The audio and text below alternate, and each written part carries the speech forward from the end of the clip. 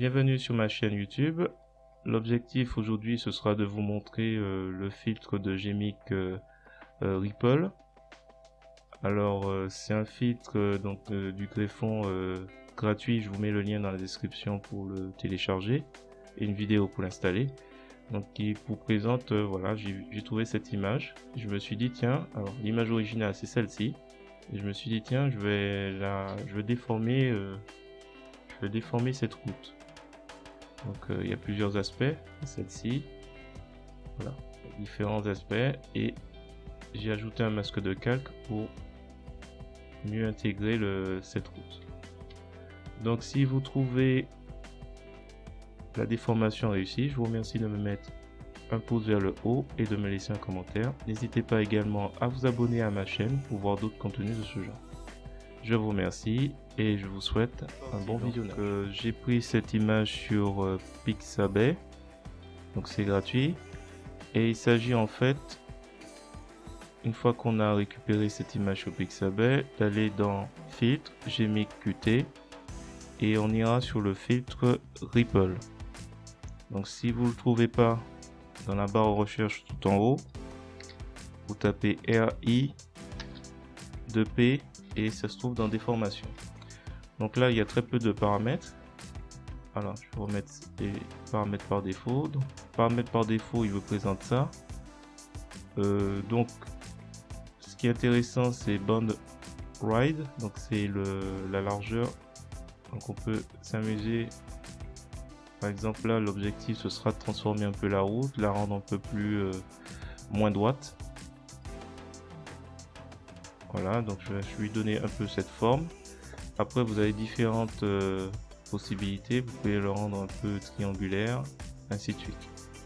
Donc nous on va rester dessus, peut-être le mettre un peu plus comme ça. Voilà. En mode de sortie, je vais le mettre nouveau calque et on va faire comme ça plusieurs essais. On va essayer triangle. On va essayer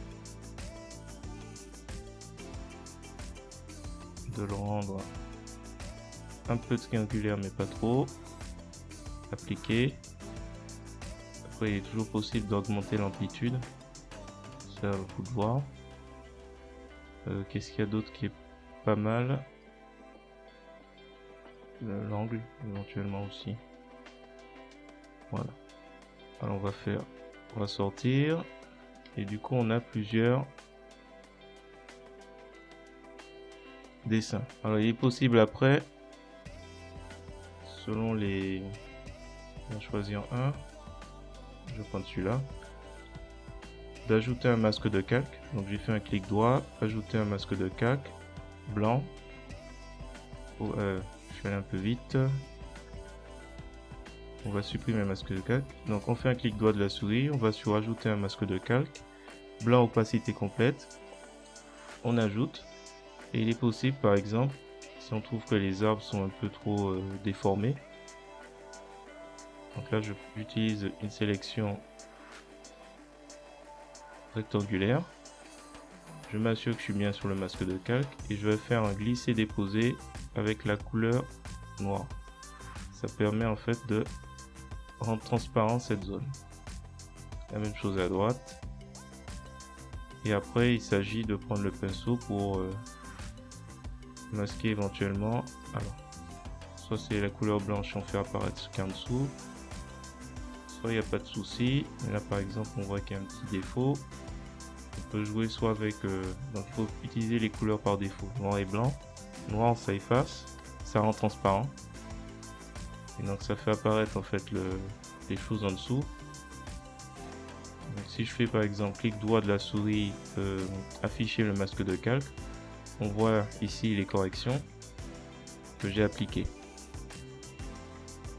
Et au milieu, la couleur blanche qui laisse apparaître ma route qui est déformée. Donc là, je vais pas trop perdre de temps. Alors, bon, on peut, en passant le pinceau, corriger un peu corriger un peu la bordure s'il faut. Voilà, je vais m'arrêter sur cette présentation, éventuellement sur celle-ci. Si vous avez trouvé la présentation intéressante, je vous remercie de me mettre un pouce vers le haut et de me laisser un commentaire. N'hésitez pas également à vous abonner à ma chaîne pour voir d'autres contenus de ce genre. Je vous remercie et je vous dis à bientôt.